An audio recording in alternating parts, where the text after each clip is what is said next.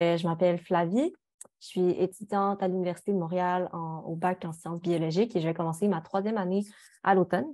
Et je coordonne le projet CAP sur les insectes avec Étienne Normandin depuis sa création l'été passé. Donc, en gros, CAP sur les insectes, c'est un projet de sciences citoyennes qui a pour but de recenser les insectes du Québec. En fait, c'est qu'il y a il y a un déclin des insectes qui s'est fait remarquer depuis plusieurs années, un peu partout dans le monde. Et malheureusement, le manque de données sur ces insectes-là nous empêche de progresser dans les statuts de conservation des espèces. Donc, c'est pour ça qu'on a décidé de créer ce projet-là. Donc, ça, c'est la page de CAP sur les insectes. Vous trouverez toutes les informations de base sur le projet qui expliquent son fonctionnement, notre programme, toutes les ressources qui sont disponibles. Sinon, si vous voulez, on va aller sur les essaims. Ici. Donc, CAP sur les insectes fonctionne avec des essaims. Les essaims, c'est des groupes d'entraide qui permettent de se rencontrer un peu comme ici sur Zoom pour échanger, pour en apprendre sur les diverses techniques d'échantillonnage, de photographie des insectes. Donc, on a l'essaim des abeilles, des libellules, des papillons, des orthoptères, donc ça, c'est les criquets, les crayons, les sauterelles, des coccinelles, des lucioles, des araignées et finalement, celui auquel vous assistez en ce moment, celui du papillon monarque, qui est nouveau de cette année. Donc, pour chaque essaim, on a un expert ou une experte. Et dans ce cas-ci, c'est Yolène. Donc, c'est elle qui va tout nous animer la séance ce soir. Donc, je vais te laisser la parole. Je vais arrêter mon partage d'écran. Et tu vas pouvoir partager le PowerPoint et te présenter. Donc, je vais me présenter. Alors, je suis Yolène Rousseau. Moi, j'ai enseigné les sciences un peu plus de 34 ans. La nature, pour moi, ça a été mon premier laboratoire scientifique. Je suis née sur une ferme en pleine nature. Donc, je me suis intéressée très jeune à tout mon environnement. J'observe les papillons monarques depuis plusieurs années.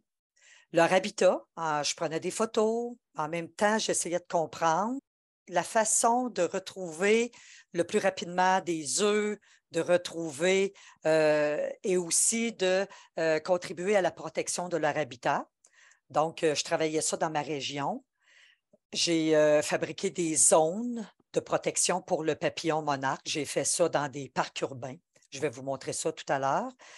Je rescapte des papillons, donc je ne fais pas l'élevage, moi. Je ne vais pas à la chasse aux papillons monarques. En fait, c'est que les milieux urbains contribuent beaucoup à faire disparaître le papillon monarque. C'est assez surprenant. Ça, c'est vraiment ce qui m'a surpris le plus depuis plusieurs années que j'observe. Ce n'est pas dans les grands champs d'Asclépiade que je trouve le plus la présence du papillon monarque. C'est dans des lieux urbains très hostiles parfois. Donc, ces milieux-là, lorsque je juge qu'il y a un danger pour l'œuf ou la petite chenille, je vais les élever à la maison, dans une maison à papillons, dans ce qu'il y a de plus naturel. Donc, ils vont avoir même des plants, vous les voyez derrière moi, là, des plants qui sont des plants d'asclépiade. Donc, ma maison à papillons a des plants d'asclépiade en pot. Et puis, les chenilles sont comme à l'extérieur, comme si elles ont une grande maison à papillons.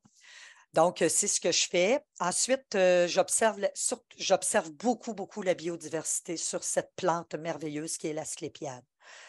Donc, ça va pour la présentation. Si jamais vous avez des questions, comme je regarde souvent mon écran tactile, j'ai souvent la tête baissée, fait que je ne verrai peut-être pas nécessairement les mains levées.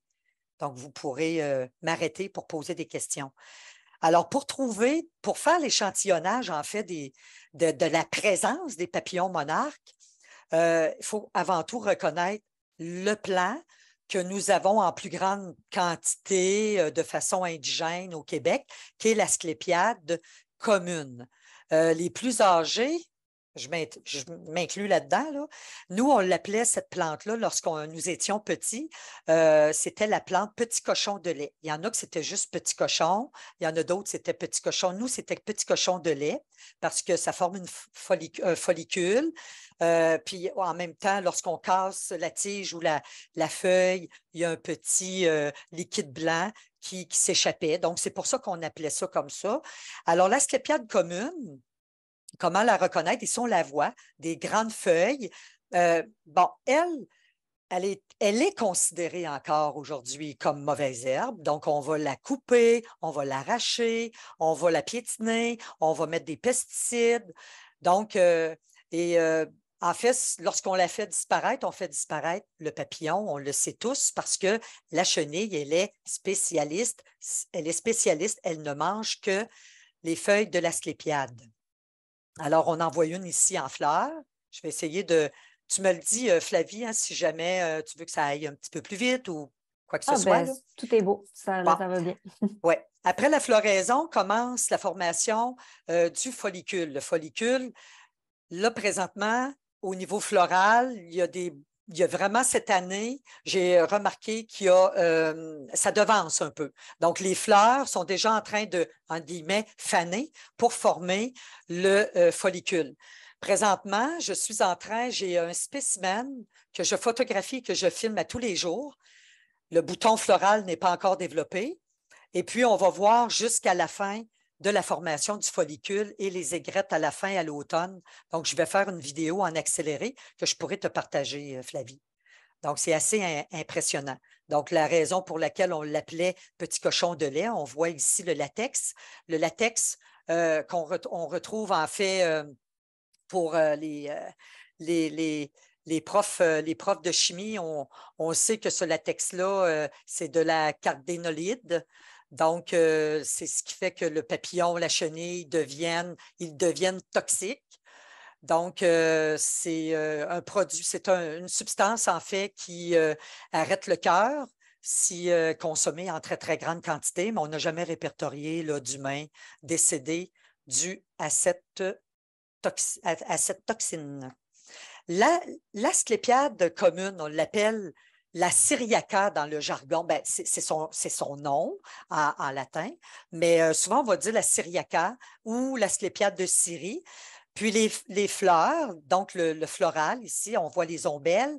On peut avoir des roses pâles, mais aussi des plus foncés, comme ici. Et ce qu'il y a de particulier par rapport aux deux autres asclépiades dont je vais parler tout à l'heure, c'est que vraiment le floral, il pendouille. Donc, c'est vraiment, là, c'est pesant, ce gros bouton floral-là. Et on reconnaît tout le monde, les aigrettes avec la petite graine, les follicules à l'automne, on voit s'envoler les graines, les semences. Donc, on la reconnaît facilement. Même l'automne, à tout moment là, de sa croissance, elle est reconnaissable.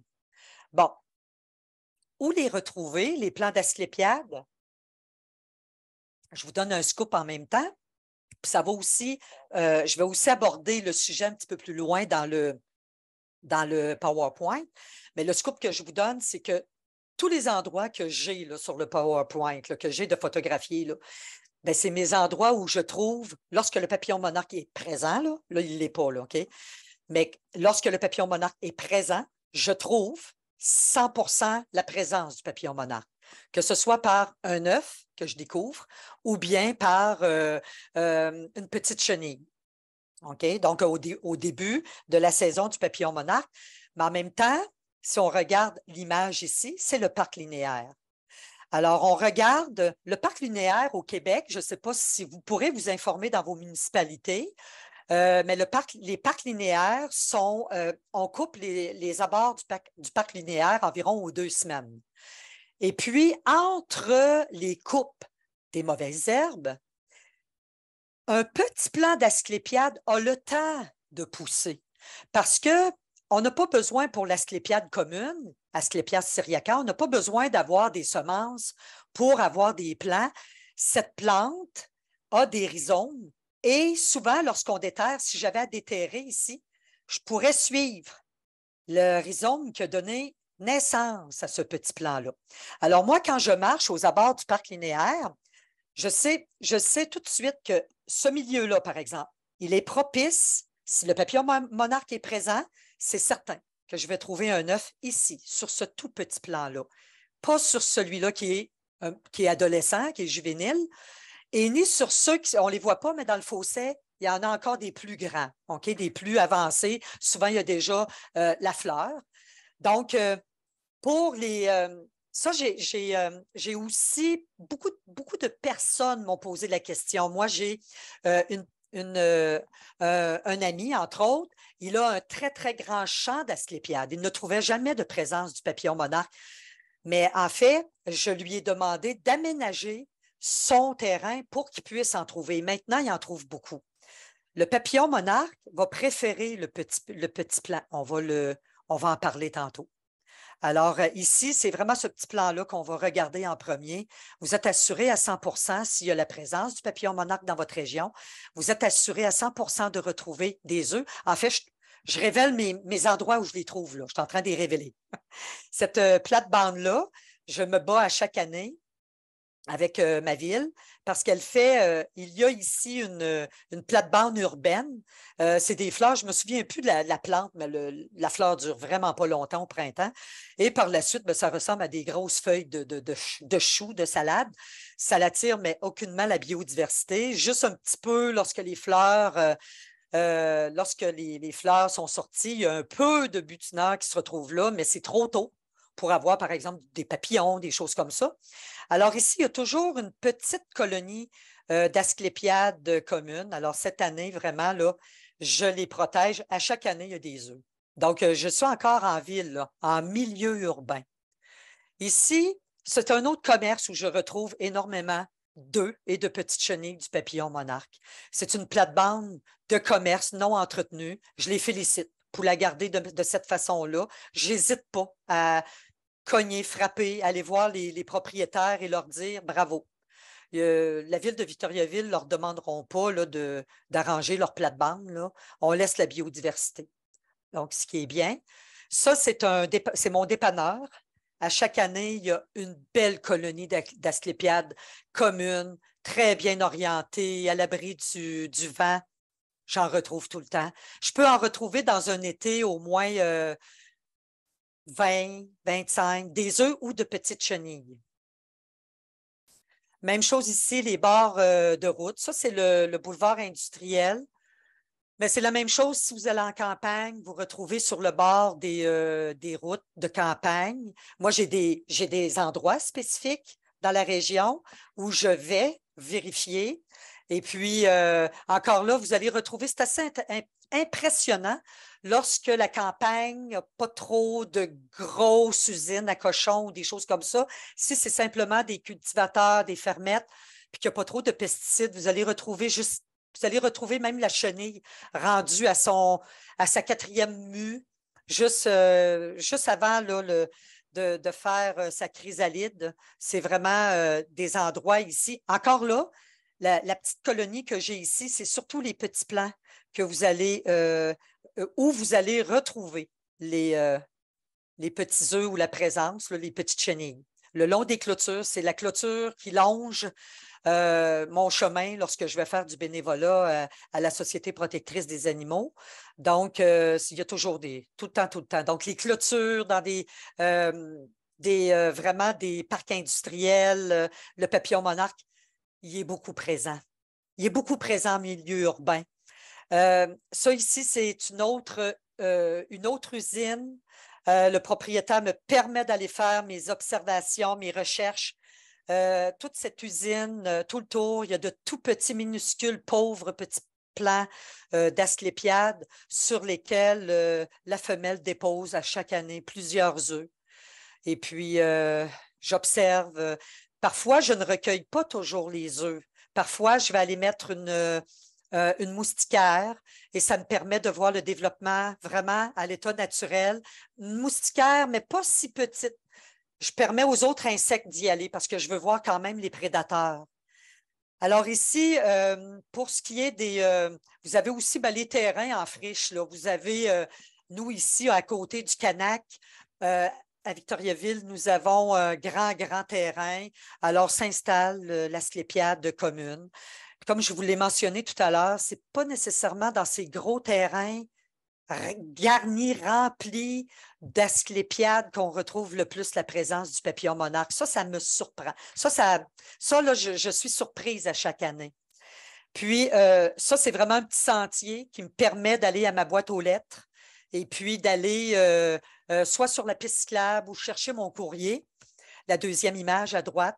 Ça ici, c'est vraiment des petits plants sur lesquels je ramasse vraiment les œufs et les petites chenilles parce qu'ils se font piétiner par les marcheurs, ils se font briser par les cyclistes.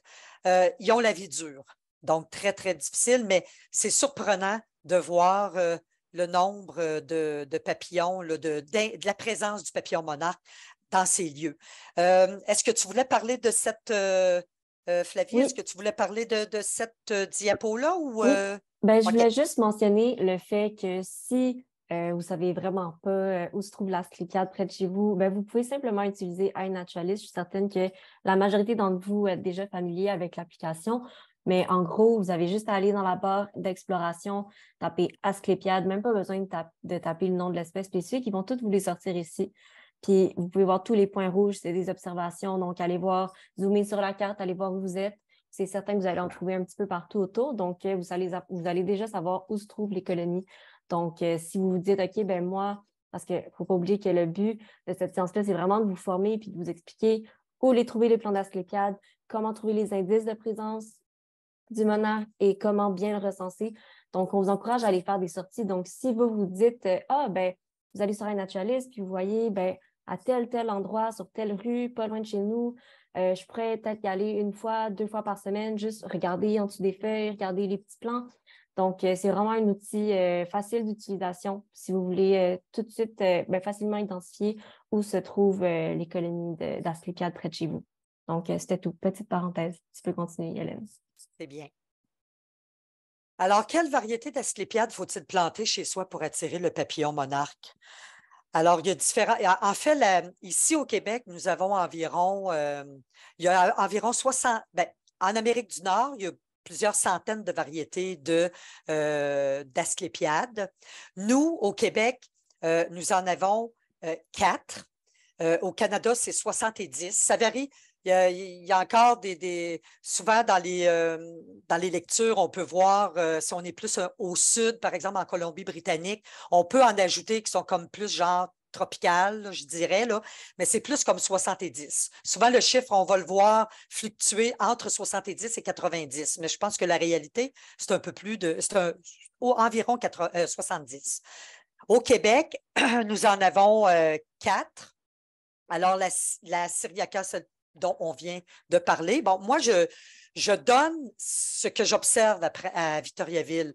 Par exemple, Montréal, vous êtes toujours 2 semaines en avance par rapport à nous. Vous, vos asclépiades communes, vous allez les retrouver au mois de juillet. Ben, vous allez en retrouver plus tôt que nous qui ont sorti de terre, au moins 2 semaines avant le temps. Les planter, oups, là, je n'avais pas tenu compte du titre. Les planter chez. OK, oui. Bon, donc ça va. Oups, excusez. Donc, je vais revenir à ma. Donc, excusez. Donc, l'asclépiade commune, j'avais vu le mot planter, là. Si on veut les planter, ils sont fragiles. Hein? Il faut vraiment faire ça le printemps. Si on veut déménager une plante d'asclépiade commune d'un point A à un point B, il faut vraiment attendre au printemps parce que si l'été s'est installé, le plan ne sera pas fonctionnel pour l'été en cours. Ça va aller à l'année suivante. Donc, alors, on va les retrouver qui sont disponibles ici à Victoriaville à partir de début juillet, mais fin juin aussi. En même temps, finalement, que le papillon monarque arrive, les plants sont comme prêts. L'Asclépiade incarnata, c'est celle-là qu'il faut planter en milieu urbain. Moi, c'est ce que j'ai exigé qu'on plante dans nos milieux urbains. La raison, c'est que quand j'ai parlé tout à l'heure de la commune, la Syriaca, ce n'est pas juste par la semence qu'on peut la répandre un peu partout sur un terrain, mais c'est aussi avec les rhizomes. Alors là, si vous avez un petit terrain avec la commune, avec la Syriaca, eh bien, elle va se retrouver chez le voisin assez rapidement. Par contre, l'incarnata, très intéressant. Alors, l'incarnata, c'est les petits plants que nous donnons, nous, à la ville, gratuitement aux citoyens de la ville de Victoriaville lors de mes conférences. Pourquoi j'ai demandé l'incarnate? C'est parce qu'elle, elle ne fait pas de rhizome. Donc, si vous avez un plant, elle ne va pas courir chez le voisin. Donc, c'est l'idéal pour les plates-bandes urbaines. Et la floraison est intéressante. Donc, floraison environ de juin à août. Puis, concernant la commune, la floraison dure moins longtemps. Donc, elle, ben, elle commence plus tôt. Puis, elle est très belle. La fleur, on va voir des images un petit peu plus tard. Donc, elle est très belle, la fleur. Je dirais que l'incarnate, elle est appréciée beaucoup, beaucoup, beaucoup. Si le papillon, ben, même les insectes de l'asclépiade, comme la chrysomèle de l'asclépiade, le longicorne, la punaise, apprécient beaucoup, beaucoup, beaucoup l'incarnata. Puis même le papillon aime. Moi, un papillon, lorsque je l'observe, j'ai toutes les variétés sur mon terrain. Il va aller butiner principalement en ordre les fleurs de tuberosa, ensuite l'incarnata, puis ensuite la commune. Donc, c'est vraiment le nectar, il est vraiment plus goûteux. Alors, donc la tuberosa, ben, si vous en avez, j'en ai une ici. La tuberosa ben, est menacée. Alors, il en reste à peu près 100, pas 100, mais 1000 spécimens à l'état vraiment indigène et naturel le long de la rivière Outaouais. Donc, c'est une plante, c'est pas la plante où on va retrouver, en fait, de répertorier. Moi, j'en ai répertorié un depuis des années là, que j'observe les papillons, si la ponte se fait sur ces plants-là.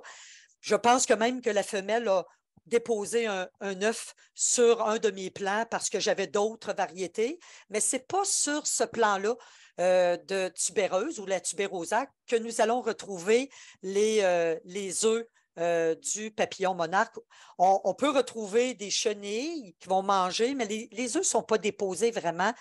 Et ça, c'est vraiment une plante qui adore vraiment la misère. Là, présentement, j'en ai beaucoup sur mon terrain. Il pleut tellement, c'est vraiment humide. C'est vraiment pas leurs conditions à elles. Puis en passant, Flavie, petite parenthèse, à la conférence, je vais apporter des semences, je vais apporter des plants, je vais apporter là, des variétés là, au niveau des semences. Puis le plant, je vais apporter des incarnatas. Ben, c'est Donc, si ça vous que je voulais voulez, te demander. Je suis je vais contente en que tu en apporter apportes. Oui. gratuitement pour les participants de la conférence. C'est ce que je fais tout le temps. Donc, on a parlé de l'incarnata, c'est celle-là là, qui est vraiment l'idéal pour les plates-bandes urbaines. Ensuite, bon, la tuberosa, je viens d'en parler. Elle, ce qui est intéressant avec la tuberosa, c'est sa floraison. Elle n'est pas tuable, cette plante-là, là, dans des conditions, là, vraiment, on ne l'arrose pas, gros soleil, sécheresse, canicule.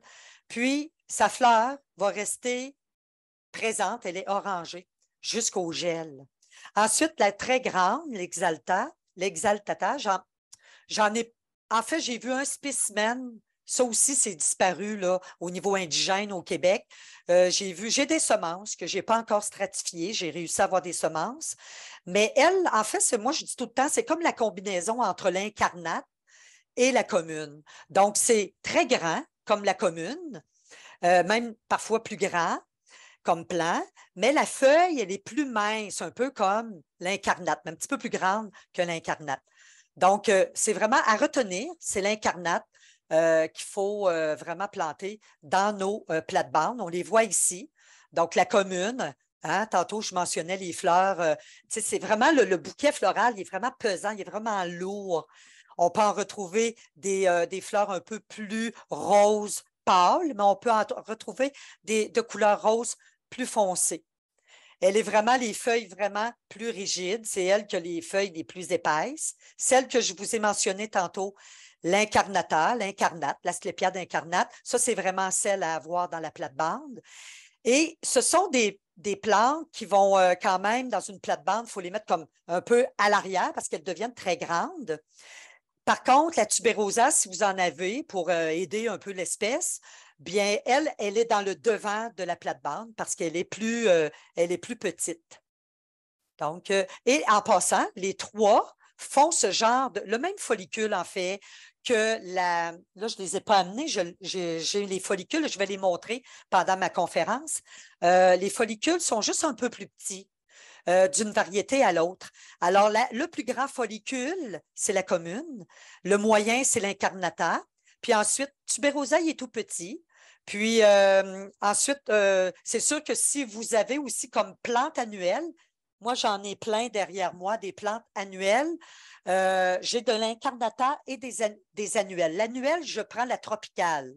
La tropicale, elle va donner un follicule encore un peu plus petit et la floraison jusqu'au gel. Elle est intéressante pour l'élevage, la tropicale, parce qu'elle aime se faire manger beaucoup, puis elle pousse rapidement, puis, mais elle est intéressante. J'ai élevé des chenilles avec la tropicale.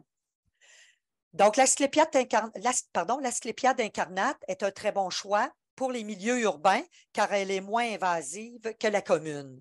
En plus, l'incarnata, là, elle aime vraiment là, la température que nous avons actuellement, parce qu'on l'appelait l'incarnata, on l'appelle l'asclépiade des marais. Elle vit plus en milieu humide, mais on est capable en milieu urbain de la faire pousser.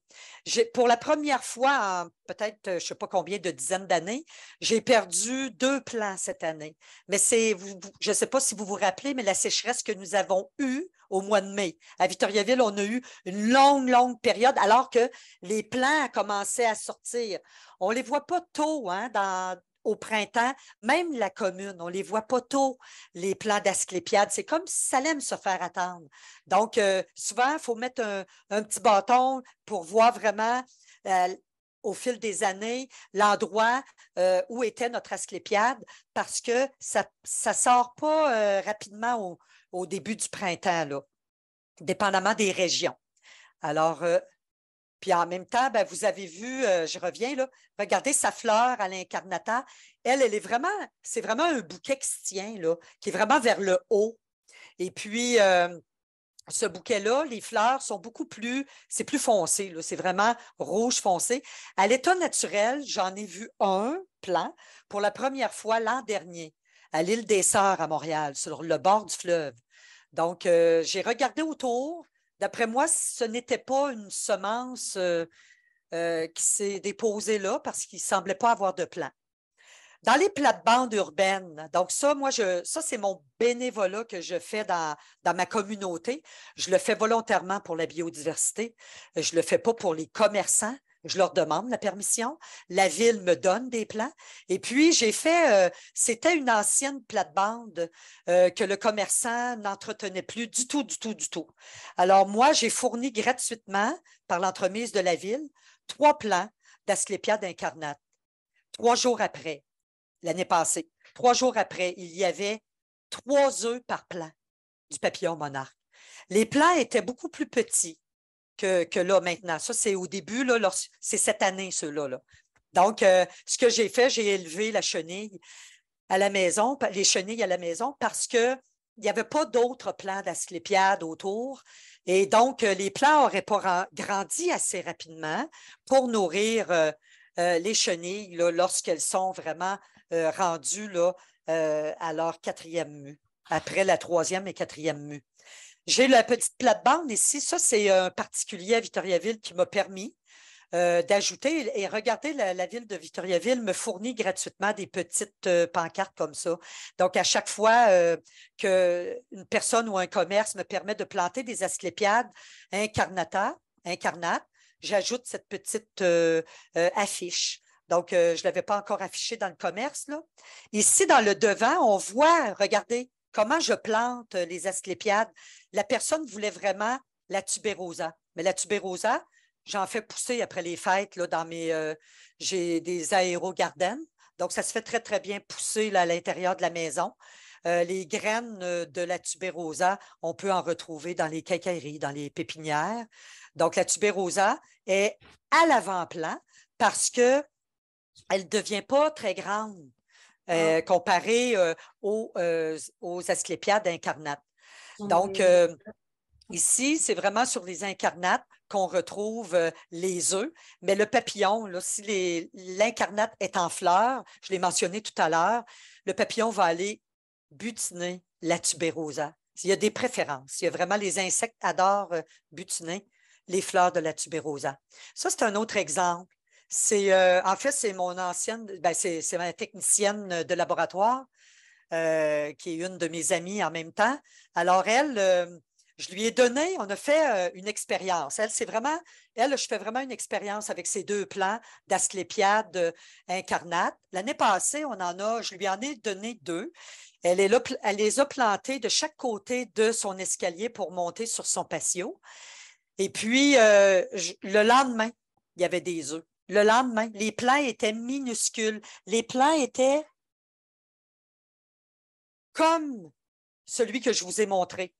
La ville, lorsqu'elle me fournit là, les plants d'Asclépiade incarnate, c'est à peu près même plus petit que ça, même encore. Donc, c'est ça que j'ai.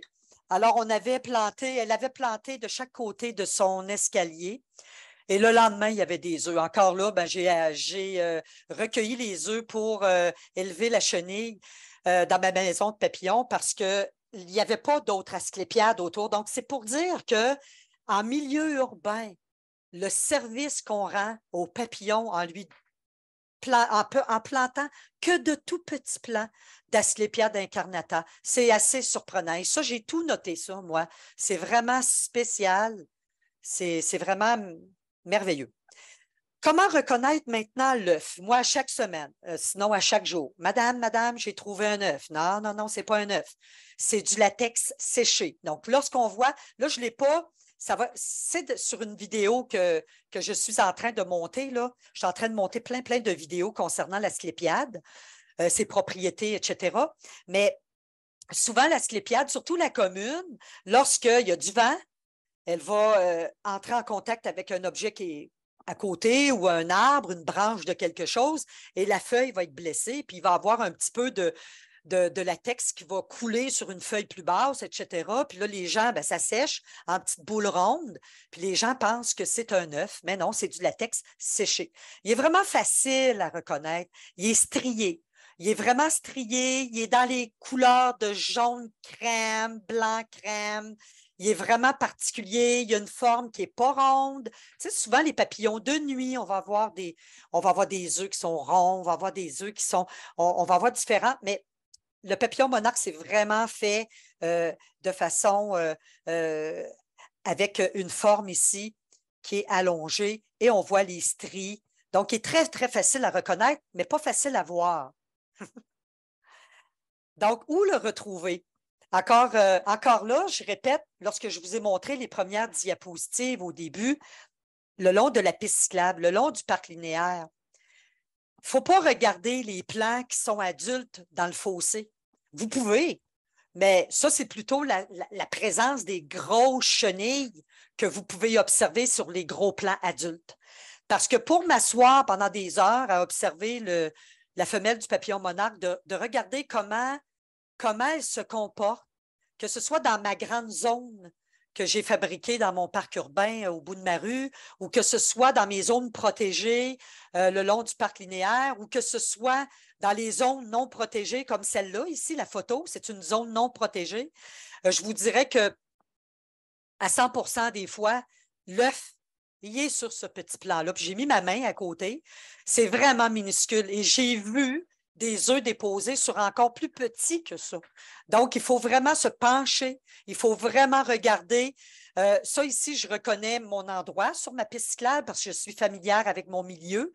Alors, ici, c'est vraiment, ici, le côté de ma main, c'est vraiment les vents dominants qui arrivent dans cette direction-là. L'œuf, il est toujours déposé contraire au vent dominant, tout le temps.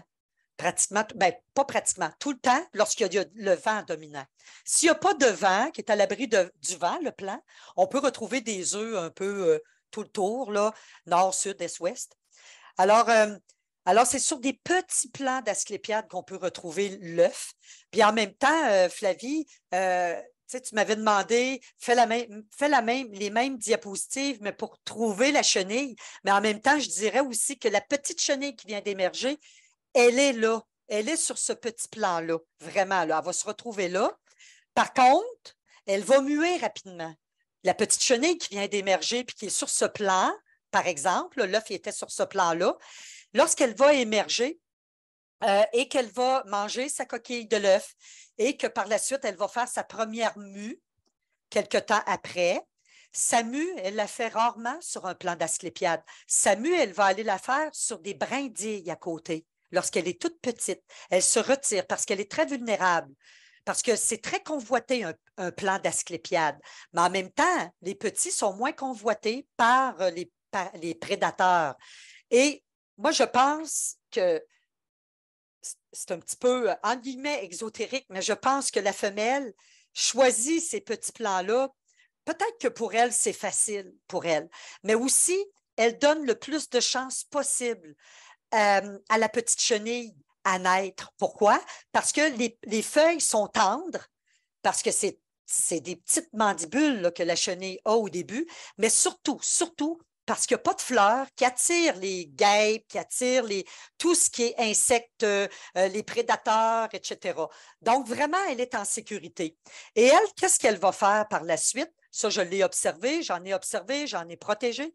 Lorsqu'elle va aller faire sa première mue, elle revient souvent sur le petit plant, mais aussi, parfois, elle va aller vers le fossé sur un plant qui est un petit peu plus grand. Et c'est très, très rare lorsqu'on voit des dommages sur les plants de l'asclépiade. Ce n'est pas la chenille du papillon monarque. Elle ne fait pas de dommages sur aucun plant. Elle va grignoter une petite feuille un peu. Elle se repose pendant plusieurs heures. Ensuite, quand vient la mue, elle s'en va, elle disparaît. Puis ensuite, elle revient, mais sur un autre plan. Elle va grignoter un peu, elle va se reposer. C'est vraiment un cycle. Elle prend son temps, la chenille du papillon monarque. Donc, c'est très, très, très... Il faut faire attention autour du petit plant de ne pas déranger une petite chenille du papillon monarque qui est en train de faire sa mue. Ensuite, ben là, je vais vous montrer, je vais les lire, mais je vais vous les montrer. Donc, on a dit qu'on en retrouvait autant des petits œufs que des petites chenilles sur de petits plants. Si je parle trop, là, Flavie, je regarde l'heure, là, je suis correcte. OK. Mais autant, on peut en retrouver aussi, on va voir des plants d'asclépiade. C'est pas nécessaire de se pencher jusqu'à la base du plant d'asclépiade parce que souvent, c'est sur les 4 premières rangées de feuilles que la femelle va déposer ses œufs. Puis, je vous l'ai mentionné tout à l'heure, c'est le côté opposé au vent de l'Ouest qu'on retrouve le plus d'œufs et de petites chenilles. Moi, ici à Victoriaville, le plus tôt que j'ai commencé à trouver des œufs sur des plants d'asclépiade, c'est en 2021. Je n'avais jamais vu ça. C'était le 7 juin 2021. Je n'avais jamais vu ça à Victoriaville. Normalement, j'ai écrit le mois de juin, mais à Montréal, c'est le mois de juin. Je suis allée à l'île des Sœurs le 10 juin. J'ai recueilli 3 chenilles de deuxième mue. Je les ai amenées ici, je les ai élevées parce qu'elles étaient dans une plate-bande à côté du IGA et je sais qu'on désherbe cette plate-bande-là régulièrement. Alors, vous allez en retrouver jusqu'au mois d'août, des œufs et des petites chenilles aussi. Vous allez en retrouver jusqu'au mois d'août. Alors, ça, c'est la diapositive que je vous ai montrée tout à l'heure lorsqu'on dit sur des petits plants. Moi, là, je regarde même, oui, je regarde parce que je suis curieuse, OK? Je veux voir s'il y a vraiment, mais pour monsieur, madame, tout le monde qui veut vraiment faire l'inventaire de l'œuf. Admettons, aujourd'hui, vous voulez vraiment voir s'il y a des œufs dans cet environnement. Attardez-vous pas aux grands plants s'il y a des tout petits plants à côté. Vous n'en aurez pas ici. Peut-être plus vers la fin de la saison, parce que si lui a été coupé, le petit plant, puis qu'il n'y en a plus à la disposition de la femelle, ben, vous allez en retrouver sur des plants, mais plus dégagés. Les plants qui sont plus matures, mais dégagés. Ici, nous avons le réservoir Baudet à Victoriaville. Il y a de belles colonies de plants d'asclépiade, mais complètement envahis par les ronces, là, tu sais, ce qu'on appelle comme les framboises sauvages. Je n'ai jamais recueilli d'œufs. Je n'ai jamais recueilli d'œufs sur ces plants d'asclépiade. Donc, en quelque part, je me pose des questions. Je continue d'observer parce que je fais ma méthode scientifique de formation, mais j'essaie de comprendre. En tout cas, ce que je comprends beaucoup là, avec toutes les observations, avec tout ce que je note, plus le plan est dégagé, plus il y a de possibilités de trouver la présence du papillon monarque par l'œuf, par la chenille. Ça, c'est ce que j'ai observé avec les années. Donc, gênez-vous pas, moi, je les dégage, les petits plants. Je vais marcher, je vais voir, oh, un plant, je vais vraiment le dégager en faisant attention, puis en donnant la possibilité à la femelle du papillon monarque d'aller déposer ses œufs. Ici, j'ai pris avec ma main, c'est en fait l'endroit où la femelle va déposer ses œufs. Donc, les 4, j'ai 1, 2, 3, 4. Donc, j'ai les petites. Ici, là, les 2 petites feuilles ici en train d'ouvrir. On a souvent des insectes qui vont aller se protéger, là, se garder, même la petite chenille. Lorsqu'elle a émergé, qu'elle a mangé sa coquille, qu'elle a aussi fait sa première mue, elle va aller se camoufler ici. Donc, pour voir les petites chenilles, ouvrez ces 2 petites feuilles-là ici, là. Vous allez la voir. Et les 2 petites feuilles ne seront pas grignotées. Elle va aller se reposer à l'abri. C'est une sécurité parce qu'il n'y a pas beaucoup de vie là, à ce niveau-là. Et puis, bon, en général, les œufs sont déposés sous la feuille de l'asclépiade, mais j'en retrouve à chaque année déposés sur le dessus de la feuille. Mais ce n'est pas le commun, c'est vraiment là, sous la feuille. Donc, il faut vraiment déplier la feuille. Ce ne sera pas sur le bout. Ça va être plus au niveau, on en retrouve parfois, souvent très près au niveau de la fin de la tige de la feuille. Mais on va en retrouver ici. La femelle du papillon monarque va vraiment s'agripper ici, rapidement déposer avec son abdomen. Alors, j'ai des belles photos de ça, mais elles sont toutes floues parce que j'en ai fait, mais c'est vraiment rapide. Je n'ai pas le temps. C'est vraiment ça. Cet été, je veux vraiment avoir de très belles photos de la ponte.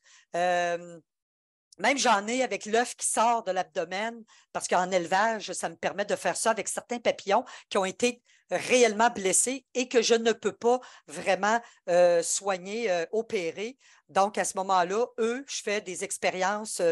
Souvent, c'est une femelle qui peut être, elle a des œufs, donc elle a été fertilisée et elle se met à pondre sur mes plants. Donc, ça me permet de prendre des photos macro. Donc, je le montre ici encore. Moi, je ne regarderai même pas sous les feuilles qui sont plus basses. Je le fais là, pour confirmer mes hypothèses. Là. Mais faites-le pas. Vous allez vraiment les retrouver ici. Exception, l'été passé à Victoriaville, on a eu une période de très, très grande chaleur. Lorsque la saison du papillon monarque, elle était assez avancée, ça veut dire la dernière semaine du mois de juillet, début août, il faisait très, très chaud.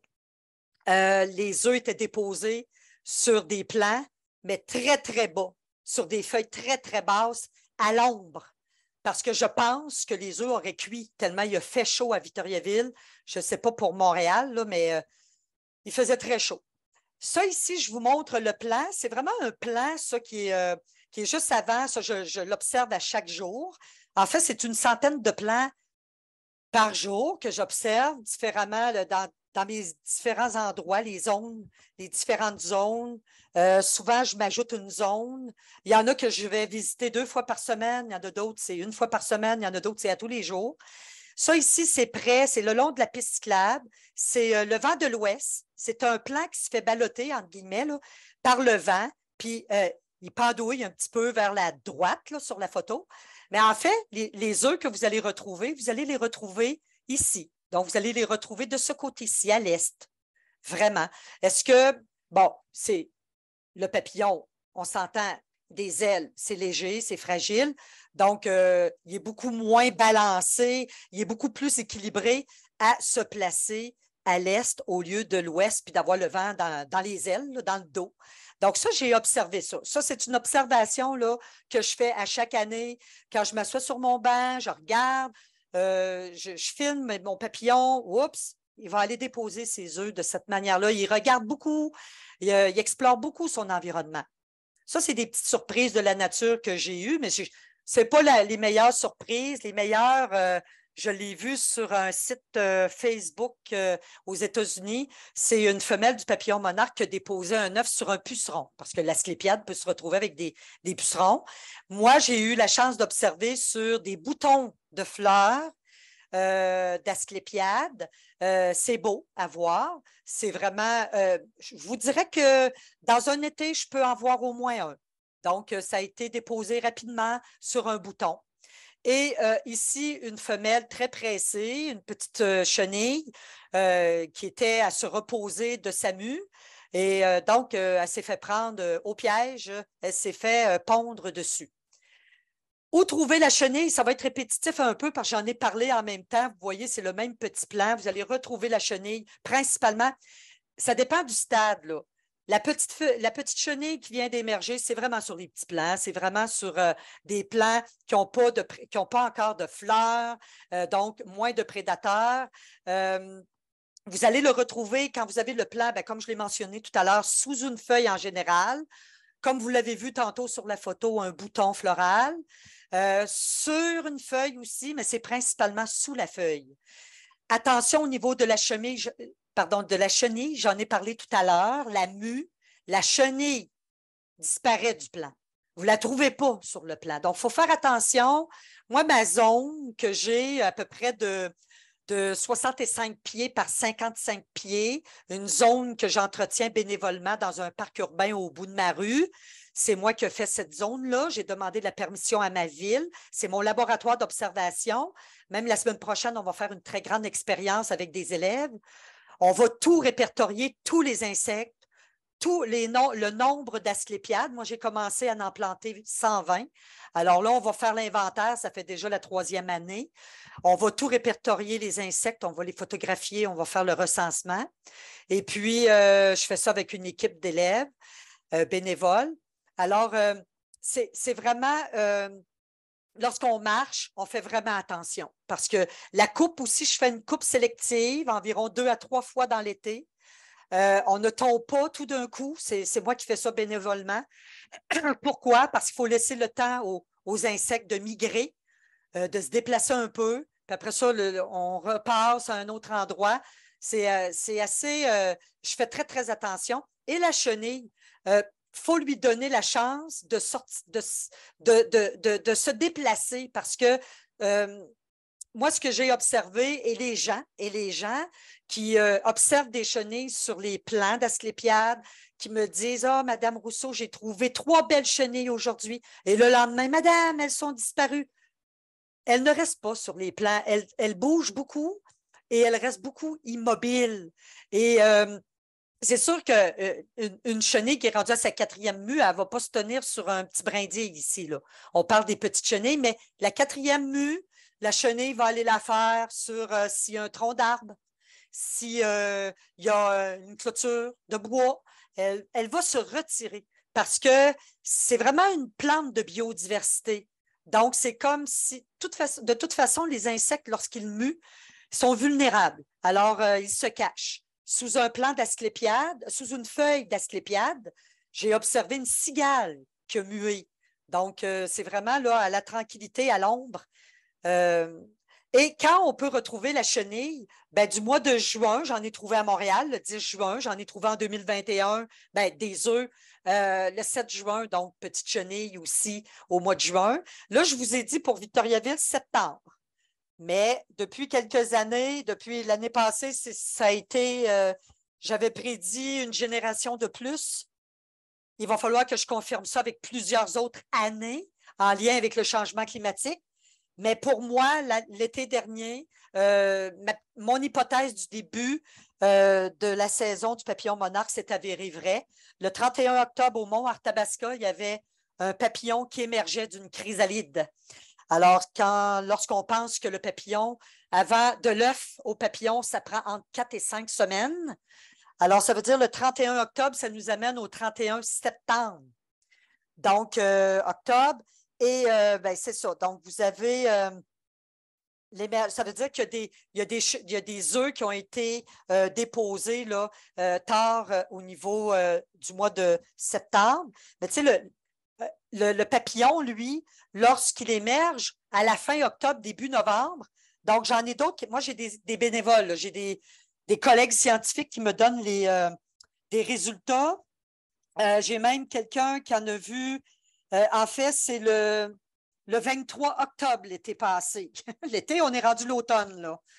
Alors, ça, c'est une amie que j'ai là, qui est à la retraite, qui a étudié en sciences aussi.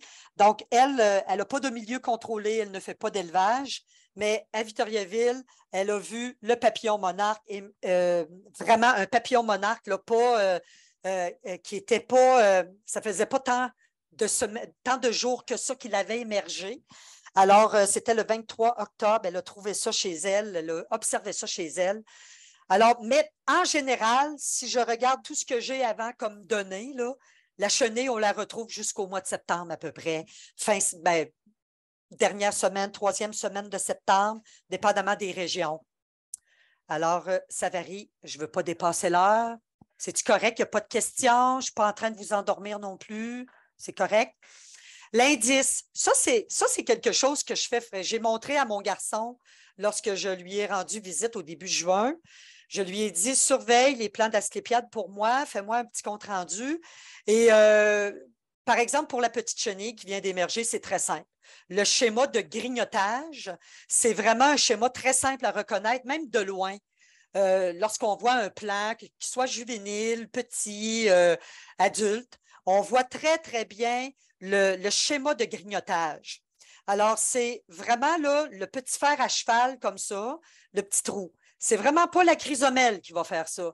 C'est vraiment pas l'arctide non plus. L'arctide, elle va complètement manger le plant. Même chose pour la chrysomèle ne mangera pas toute la feuille, mais elle a une façon de grignoter, je vais le montrer en vidéo, qui n'est pas la même façon que la chenille. La chenille, elle a sa signature, vraiment, là, lorsqu'on observe, là, c'est impressionnant. Puis vous remarquez ici, là, à l'endos, j'ai encore du petit latex ici, le blanc, là. Il n'est pas encore devenu jaune, OK? Ça veut dire que la petite chenille, ça ne fait pas longtemps qu'elle a quitté le plan de l'Asclépiade. Donc, on peut la trouver là, en train de... Elle s'est retirée pour faire sa première mue, par exemple. Alors là, il y a un autre schéma. Le cœur, on le retrouve souvent, souvent, souvent. La petite chenille du papillon monarque, si vous voyez un cœur sur une des feuilles, c'est le passage de la petite chenille du papillon monarque. Ici, on remarque que le latex a été oxydé. Donc, ça fait quand même son passage, il date de plusieurs jours. Ensuite, c'est très petit. La chenille du papillon monarque ne ressemble pas à ce qu'on connaît là. Lorsqu'on les voit là, après lorsqu'on les voit, souvent on les voit, elles sont rendues assez grandes. Lorsqu'on les voit comme ça en passant à côté d'un plan d'Asclépiade. C'est rare qu'on les voit facilement lorsqu'elles sont toutes petites, qu'elles viennent d'émerger. Ça, c'est vraiment des photos macro que je fais et c'est vraiment la pointe d'une aiguille. C'est vraiment là, les presbytes ont de la difficulté à observer là, ce genre de petites chenilles. C'est vraiment petit. Ensuite, lorsqu'elle a mangé pendant plusieurs jours, là, on va la voir vraiment, là, elle est reconnaissable là, facilement. Là. On la reconnaît avec les couleurs jaune, noir, blanc. Donc, on reconnaît la chenille. Et sur un plan d'Asclépiade, souvent, la chenille qui va se retrouver comme ça on voit c'est une chenille qui lui reste juste une mue, là, qui lui reste finalement sa chrysalide à former. Là. Donc, elle, souvent, on va retrouver une feuille qui va être pliée d'une asclépiade, mais pas une asclépiade qui est juvénile ou adulte, là, qui est vraiment mature. Là. Donc, on va voir une feuille qui va être pliée parce qu'elle est vraiment lourde, la chenille rendue à ce stade-là. Donc, et on va vraiment voir ces petits filaments ici. Là.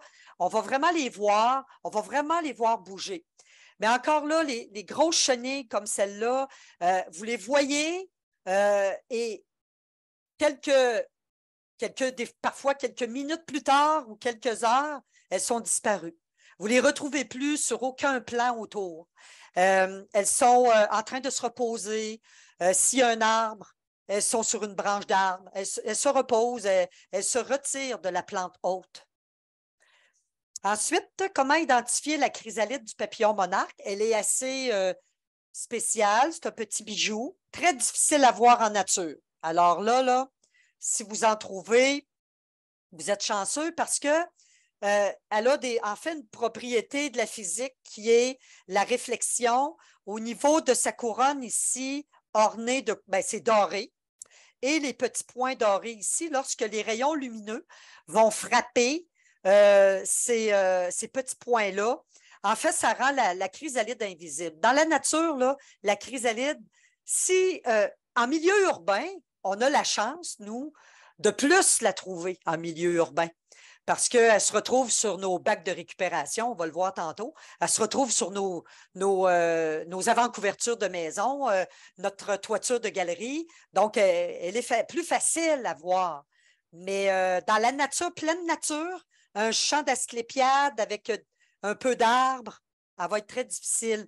On va la voir. Ici, elle est sous une feuille d'asclépiade. On peut l'observer sous une feuille de l'asclépiade, mais on peut l'observer aussi beaucoup plus ailleurs que sous une feuille de l'asclépiade.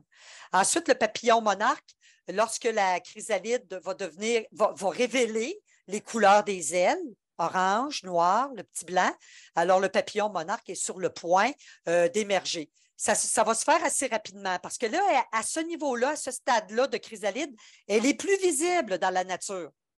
Donc, là, le côté vert, hein, lorsqu'on a de la verdure, ça passe plus inaperçu. Puis en plus, tous les petits points dorés qui envoient de la réflexion du soleil, la rendant invisible pratiquement. Là, ici, elle est plus vulnérable. Là. Alors, le papillon va émerger le lendemain. Donc, si on commence à voir la transparence comme à ce niveau-là, le papillon va émerger le lendemain. C'est facile de le voir.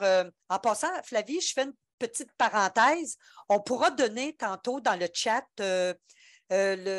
l'adresse du site Internet Nature Web de Pierre Paquin. Avec Pierre, j'écris des articles et avec M. Arbour. Donc, Nature Web. Et j'ai déjà un 4e article d'écrit. Et puis, vous allez pouvoir observer l'émergence. Puis aussi, je vous donne des trucs.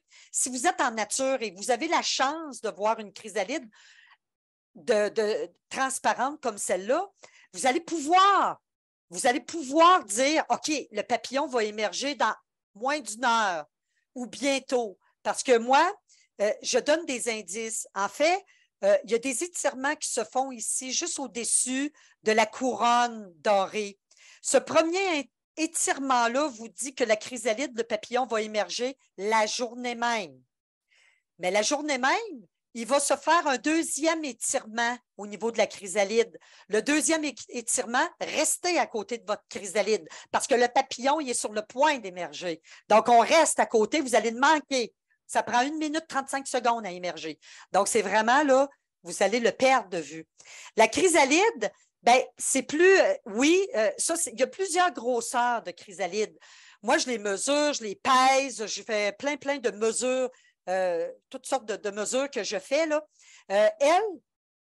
Je vous dirais que c'est la chrysalide moyenne.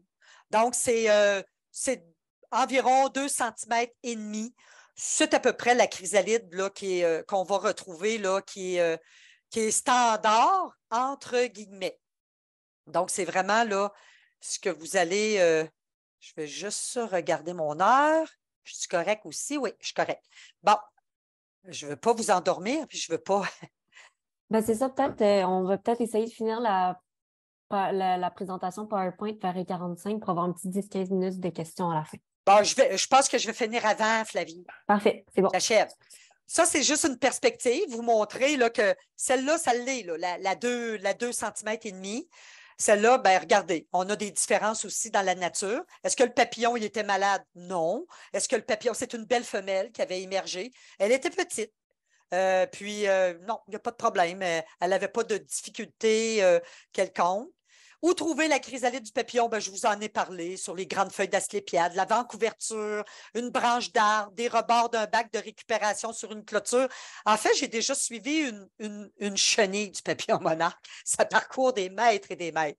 Avant de faire la chrysalide, là, puis il ne faut pas la perdre de vue parce qu'on la perd complètement. Alors, ça se rend sous une galerie. Moi, c'est ce qu'elle avait fait. Elle avait parcouru, je pense que c'était 25. C'est une vingtaine de mètres. Ça parcourt, ça va vite, ça va vraiment rapide. Ça va se cacher. Donc, la chrysalide, ben, du mois de juin jusqu'au mois de septembre, ça dépend vraiment des régions. Ça ici, je l'ai vraiment vécu. C'est le petit avant-couverture d'une petite cabane. En fait, c'est ma cabane à papillons. Alors, moi, comme j'ai des asclépiades partout sur mon terrain, ben, il y a des pontes, je ne ramasse pas tout. Il y a des endroits que c'est plus expérimental, il y en a d'autres c'est plus contrôlé, milieu expérimental. Et ça, c'est une chenille qui m'a échappé, pas qui m'a échappé, mais qui s'est retrouvé là, sur le coin ici. Là. Alors, c'est une petite anecdote. Je la surveillais lorsqu'elle a formé son gîte. Parce que moi, j'ai à peu près une vingtaine, dépendamment des saisons, j'ai une vingtaine de variétés d'oiseaux. J'ai une très, très grande biodiversité. Alors, j'ai un terrain de 26 000 pieds carrés, mais c'est tout paysager, très, très grande biodiversité. Et puis, je sais que j'étais en compétition avec, devinez quoi, le fameux jet bleu. Alors, le jet bleu surveillait comme moi la chenille en forme de J. C'est vraiment chasseur de chrysalides. Alors, je n'ai pas eu le temps d'intervenir pour aller détacher la chrysalide. Il a été plus rapide que moi. Il a transpercé la chrysalide. C'est vraiment à l'intérieur d'une chrysalide qui vient de se former. Ça sent vraiment l'herbe fraîche coupée. Ça sent vraiment bon. Puis, la chrysalide est un super de beau moule pour les cellules souches pour faire vraiment là, le papillon, pour former le papillon. C'est vraiment une belle, c'est merveilleux. C'est ce que la nature a fait de très beau, là, la chrysalide. Alors, comme elle est, la chrysalide, elle est vraiment tendre. Parce que lorsqu'elle va sécher, elle devient plus dure. Alors, les parasites, là, que ce soit la guêpe parasite, là, en profitent. Ils surveillent la chenille qui est en forme de J et aussitôt que la chrysalide est formée, on pique. C'est vraiment facile. C'est très mou, la chrysalide du papillon une fois formée. Là. Bon, maintenant, la différence entre le papillon monarque, il y en a qui me rapportent, Madame, on a vu des papillons monarques et non, c'était des vice-rois. Alors, moi, ce que je vous ai montré, c'est une photo latérale pour le papillon monarque à droite et le papillon vice-roi à gauche. Il est plus petit, lui. Je vous dirais qu'avec comme Flavie l'a mentionné, hein, cap sur les insectes existe parce qu'il faut prendre en considération que la population de tous les insectes est en diminution. Même moi, ici à Victoriaville, j'observe même les insectes qui sont non indigènes, là, les fameux scarabées japonais ou du rosier, sont même en diminution depuis 2 ans ici à Victoriaville. Alors ici, le papillon vice-roi, moi, l'année passée, j'en ai observé un à Victoriaville. En 2017, on a eu, entre guillemets, une infestation. Il y en avait beaucoup. Moi, je voyageais sur la piste cyclable à vélo pour aller à mon travail et je rentrais en collision avec des vice-rois. Alors, j'en avais dans le front, j'en frappais, j'en tuais. Alors, je n'avais jamais vu ça. Il y avait aussi cette année-là la belle dame qui était aussi présente. Lorsque les ailes sont ouvertes, eh bien, on peut observer pour le vice-roi ici, la ligne, la courbe ici transversale, alors que le papillon monarque ne l'a pas.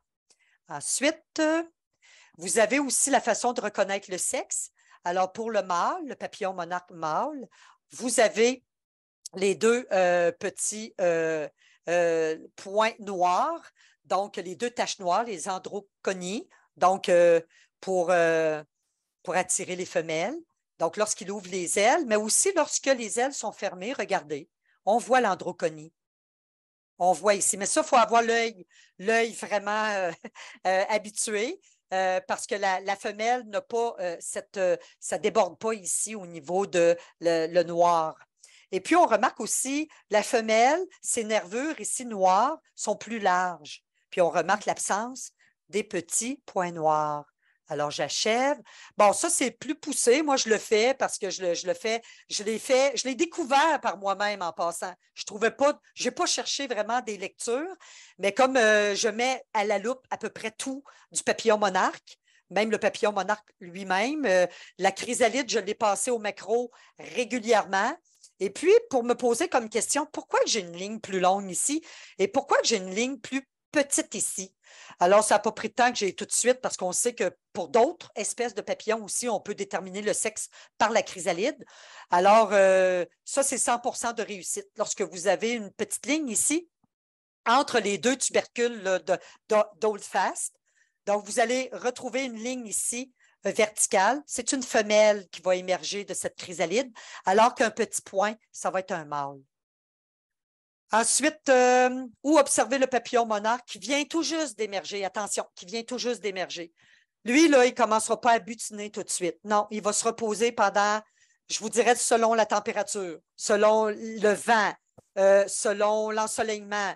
Il va se reposer une journée, 2 jours, voire 3 jours, s'il y a du mauvais temps, il va se reposer sur, ici, c'est un tronc de pommier, pardon.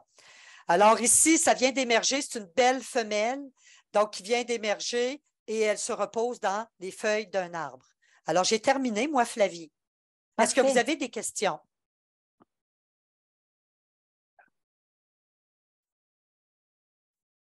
Ben, on va. Oui, bonjour Yolène, André Saint-Pierre. Oui? J'ai déjà pris un monarque qui était par terre près de mes plants d'Asclépiade et qui avait une aile qui était atrophique et puis qui évidemment ne pouvait pas voler, c'est que je l'ai récupéré puis je l'ai nourri jusqu'en décembre où est-ce que, il est mort de sa belle mort. Puis je me demandais si vous aviez des commentaires à faire sur les parasites ou quand est-ce que ça se passe. Vous avez mentionné qu'il y avait des guêpes qui pouvaient les parasiter à l'intérieur de la chrysalide. Est-ce que ça serait ça qui se serait passé parce que c'était vraiment unilatéral? Non, c'est intéressant que vous soulevez cette question-là. J'observe beaucoup, beaucoup, beaucoup, beaucoup le papillon monarque. Alors ça, une aile atrophiée, souvent qui est fripée, c'est tout simplement la chenille, soit qui a été dérangée. Ça, je l'ai observé, je l'ai noté. Supposons elle fait son bouton de soie juste avant de former son gîte afin de faire sa chrysalide. Alors, si elle est en train de faire son bouton de soie, il ne faut pas lui toucher.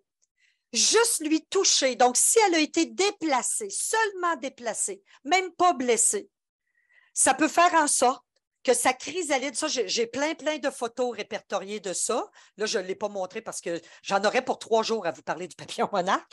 Ça fait en sorte que la chrysalide va avoir une petite malformation. Et la petite malformation, par exemple, ça peut faire en sorte que le papillon qui va émerger, si on a touché la chenille lorsqu'elle a fait son bouton de soie, mais qu'elle ne s'est pas encore retournée pour aller accrocher ses petits crochets arrière pour se suspendre, elle peut donner une chrysalide une petite déformation, mais ça va donner un papillon qui va avoir une antenne plus courte que l'autre. L'aile qui est fripée, qui est atrophiée, ça peut être une blessure de la chenille, pas nécessairement un parasite, pas nécessairement, ça peut être un prédateur qui a manqué sa cible. Ça, je l'ai observé. Ça peut être aussi dans les grands vents, une brindille vraiment sec qui va aller frapper la peau fragile de la petite chenille qui vient juste de faire sa mue, par exemple. Et ça ne se répare pas mue après mue. Une blessure faite à la chenille va donner une malformation à la chrysalide. Et une malformation à la chrysalide, souvent, va faire aux ailes postérieures, bien souvent, une malformation. Donc, l'aile, il va être fripé. Les parasites, là, ça fait vraiment des dommages. J'en ai là, des photos. C'est vraiment. Allez sur NatureWeb, là, j'ai montré quelques parasites, quelques prédations sur mon premier article que j'ai écrit là, sur le site de Pierre Paquin et de Gilles Arbour. Là. Donc, Ben, j'ai vraiment là, un article. Tu le mettras en commentaire, ton article. Comme OK. ça, tout le monde va pouvoir l'ouvrir. Puis moi ensuite, je le mettrai sur la page de l'essaim. Pour terminer la présentation, c'était juste pour vous dire que là, maintenant, avec toutes les informations que Yolène vous a transmises, là, bon, c'est sûr que c'était beaucoup d'un coup. Vous pouvez aller retourner voir l'enregistrement si vous a manqué quelques petites informations, si vous avez des questions. Mais en gros, le but de l'essaim, ben, c'est de vous encourager à faire vos sorties autonomes. Donc, à aller faire de recensement vous-même des chenilles, des œufs, des adultes du monarque. Donc, nous, ce qu'on a fait, c'est un projet iNaturalist. Donc, c'est vraiment simple. Tout ce que vous avez à faire, c'est prendre des photos. Dès que vous envoyez, vous prenez ça en photo et vous déposez ça sur iNaturalist. Et moi, automatiquement, j'ai fait le projet pour que vos observations, si ça correspond à l'espèce, bon, le monarque, ça va directement être transféré dans le projet. Il faut juste que vous cliquez ici pour devenir membre. Moi, je vais vous accepter et une fois que je vous ai accepté, vos observations vont automatiquement être transférées. Donc, si vous n'êtes pas familier avec iNaturalist, j'ai fait une petite formation iNaturalist qui est déjà sur notre chaîne YouTube. Donc, je vais vous faire un petit partage d'écran. Je vous montre ici. Ça, c'est la page de l'essaim. Donc, j'étais allée sur Cap sur les insectes. Je vais juste mettre mon curseur ici dans Essaim. Là, je vais sur celui du pavillon monarque. Donc, je clique sur la photo. Là, ben, vous pouvez le voir, le site est en construction. Ça s'en vient. Yolène et moi, on va travailler sur des textes pour remplir ça comme les pages des autres essaims. Il faut aller complètement en bas de la page et ici, c'est écrit projet iNaturalist. Vous avez juste à cliquer là-dessus et vous allez être redirigé vers la page de l'essaim. Tout ce que vous avez à faire, c'est cliquer ici pour devenir membre. Donc, pour l'instant, il n'y a personne, mais on aimerait ça que vous vous joigniez au projet iNaturalist. C'est comme ça qu'on va récolter nos données. Donc, c'est super simple. Sinon, il y a peut-être une partie d'entre vous qui connaissez déjà le projet Mission Monarque. Donc, si ça vous tente, vous êtes motivé, vous avez du temps, ça vous tente d'aller faire des recensements un peu plus gros, d'aller faire une récolte de données un peu plus importante et plus précise, je vous encourage à aller sur le site d'Espace pour la vie, d'aller voir le projet Mission Monarque. C'est un peu le même principe que Cap sur les insectes, c'est juste que c'est uniquement spécifique aux papillons monarques. Donc, nous, on se concentre sur plusieurs essaims, mais eux, c'est une espèce seulement. Donc, vous avez juste à aller explorer leur page. C'est super simple. Vous cliquez, trouvez de l'asclépiade, il y a toutes les informations. Vérifiez la présence des monarques, toutes les informations. Il y a plusieurs informations ici. Leur page est super complète. Et en fait, quand vous cliquez sur « Noter vos observations », ça va vous ouvrir leur formulaire de collecte. Donc, ça, c'est le formulaire de collecte de Mission Monarque. Donc, c'est vraiment un formulaire beaucoup plus précis. Ça prend plus de temps, c'est un plus gros investissement. Mais si il y en a qui sont super motivés dans les seins, je vous encourage à, dans le fond, je vous réfère à ce projet-là. On n'est pas en partenariat, on ne travaille pas ensemble. Mais nous, notre but à Cap sur les insectes, c'est vraiment juste d'encourager les gens à contribuer aux efforts de recensement. Donc, que ce soit avec nous ou avec Mission Monarque, la mission est la même. Donc, si vous avez plus de temps à investir, vous pouvez remplir les formulaires de collecte de Mission Monarque. Sinon, si vous voulez juste continuer avec nous, c'est super simple. C'est vraiment juste des photos que vous déposez sur iNaturalist. Donc, voilà, je vais juste arrêter le partage d'écran.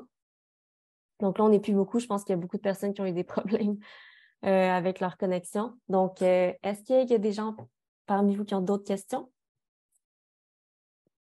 Ben, moi, pas une question comme telle, mais moi, quand j'étais petit, à 10 ans, j'élevais des monarques. Fait que là, tu te reviens 70 ans en arrière, OK? Puis là, par contre, j'avais trouvé des mouches de taquinide qui avaient descendu. Ils avaient émergé avec un filet jusqu'au sol. Ça, quand même, ils ont descendu quand même plus qu'un mètre, là, à aller rejoindre le sol. Là. Je vais arriver, j'étais content, je m'en vais émergeant, mais non, mes deux mouches sortent du corps de la chenille puis s'en vont se mettre au sol pour piper. Mais je n'ai pas remarqué, à l'époque, je n'étais pas capable d'identifier les mouches. À ça, je serais pas capable d'identifier les taquinides. Là. Je ne sais pas si on a des noms des espèces actuellement là-dessus. Je ne sais pas si c'est connu, les espèces sont sûrement connues maintenant. Là. Oui, ils sont connus. Puis la chenille, beaucoup, c'est ça, elle est beaucoup parasitée. Ça, je n'ai pas encore. Sur Nature Web, j'ai parlé plus j'ai parlé de prédation, puis j'ai envoyé les liens vous allez le voir dans le premier que j'ai envoyé. Donc, sur le chat, là. Ouais, donc, moi, j'ai plus parlé là, de Pteromalus leucasotis, la guêpe qui parasite. Elle, vous allez voir une vidéo. Là, j'ai gardé une. En fait, le mois de septembre 2022, je ne sais pas si vous vous en rappelez, là, mais il y a eu vraiment un coup de chaleur. En tout cas, à Victoriaville, pendant une semaine, là, du 32 degrés, du 30 degrés, puis ça l'a favorisé, cette guêpe-là. Elle a parasité beaucoup, beaucoup de chrysalides. Puis j'ai eu la chance d'en couper, d'en ouvrir, mais aussi d'en garder dans la maison. J'en ai gardé une. Puis, à partir du mois, je l'ai rentrée dans la maison en milieu contrôlé. Au mois de septembre, au mois de novembre, j'ai commencé à avoir de l'émergence. Vous allez voir ma vidéo sur le lien là, dans Nature Web. Puis, j'ai eu des émergences. Là. J'ai même amené cette chrysalide-là dans une formation au Jardin botanique au mois de mars, puis j'avais encore des émergences. J'en ai eu pendant novembre, décembre, janvier, février, mars. C'était épouvantable. On voyait même les larves se montrer le bout du nez là, par le trou. J'ai tout pris ça en photo macro. Puis, quand vous parliez de la chenille, oui, il y a dans les mouches, là, la mouche dans la tachinidée, là, ça parasite la chenille, puis on voit vraiment là, ça sort de la chenille, ça fend la chenille en deux. C'est assez surprenant. La chenille est beaucoup aussi chassée par les araignées. Je dirais que les dernières années, là, les araignées sont numéro 1 pour les chenilles. Vraiment, on les transperce et on les vide. Je vous dirais aussi tout ce qui est les punaises, la punaise, à peu près toutes les variétés, je dirais. Même les punaises, là, il y en a beaucoup qui se font attaquer.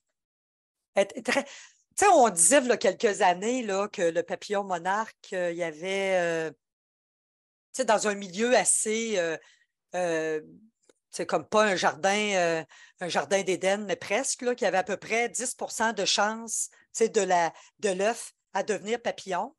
Puis après ça, ben, ça l'a diminué en bas de 10%. Puis là, on est rendu que c'est du 2%. Mais moi, en pleine nature, là, je vous dirais qu'en pleine nature, là, ce que j'observe, là, c'est moins de 1%. Il y a énormément de mortalité. Je recense toutes les mortalités.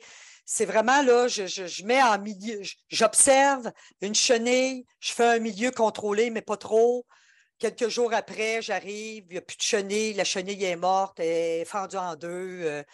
Il y en a d'autres qui sont vidées, sont séchées. C'est vraiment. Puis je vous défie de trouver les chenilles les grosses chenilles, là, juste avant de faire la chrysalide, là, de retrouver ça. Là, en nature aujourd'hui, c'est très difficile. Moi, j'avais une grande zone à peu près de 1000 plants d'asclépiades que je protégeais à Victoriaville. Puis on voyait sur les fils électriques tous les oiseaux. Tous les oiseaux, aussitôt qu'ils voyaient les chenilles, pouf, ils allaient manger la chenille. C'est vraiment le papillon monarque. Il y a la vie difficile, mais ça, c'est correct, c'est la compétition. Mais là, l'humain ajoute beaucoup là, en brisant son habitat puis en détruisant son habitat, qui est l'asclépiade. Je parle trop. Mais non, c'est correct, c'est super intéressant. Je m'excuse. Ben, pas besoin de t'excuser. Donc là, il est 20h58. Donc, s'il n'y a pas d'autres questions, c'est ce qui mettrait fin à la séance. Merci beaucoup, moi, ce n'est pas une question, mais je chasse souvent à Trois-Rivières avec mon copain, puis on chasse à côté de les insectes surtout, parce que je vais inventorier les animaux, les insectes qui sont dans les nichoirs d'oiseaux qui ont été mis là par oui, c'est intéressant ça. Je vais les vider. Puis là, c'est l'usine d'épuration qui est à Cap-de-la-Madeleine, en réalité, pour Trois-Rivières. Puis il y a une bande, je dirais, 30 pieds de large, peut-être 50 par quasiment plus qu'un demi-kilomètre, c'est pas plus. Puis c'est vraiment une friche là, sablonneuse, surprenant. Il y a beaucoup d'asclépiades là. Puis à côté, au côté du cas, c'est une clôture frost. D'abord, c'est un chemin de gravelle. Il n'y a quasiment rien. À côté, si un oiseau veut se percher, là, ben, ou la clôture frost, ou bien ça va dans les égouts. Par contre, il y a beaucoup de chenilles à asclépiades là, puis Tététropium, l'asclépiade. J'ai regardé beaucoup d'insectes là-dessus, là, très grosse diversité qui est là. Puis l'araignée que j'ai trouvée, c'est l'araignée de jardin qui m'a surpris. L'arguiope, là, oui, on la retrouve. Ben, effectivement, très commune dans ce milieu-là. Malgré tout, que c'est en boisé. Peut-être la zone d'épuration est en boisé. Oui. Un petit truc aussi, oui, c'est ça, l'arguiope est souvent présente dans les milieux. Nous, Victoriaville, elle est détruite, on ne la voit plus pratiquement, là, mais dans les milieux plus naturels, l'arguiope est vraiment présente dans les plants d'asclépiades communes. Puis, j'ai perdu mon idée, mais c'est ça, c'est vraiment. Vous avez dit que vous avez observé beaucoup de grosses chenilles du papillon monarque? Oui. Ben, quand on y avait été, nous, c'était en septembre, on va ramasser les nids et tout ça. Là. Oui, OK. Parce que moi, je parcours, c'est des milliers de plants d'asclépiades par été, puis je vous dirais que quand j'en trouve j'en trouve.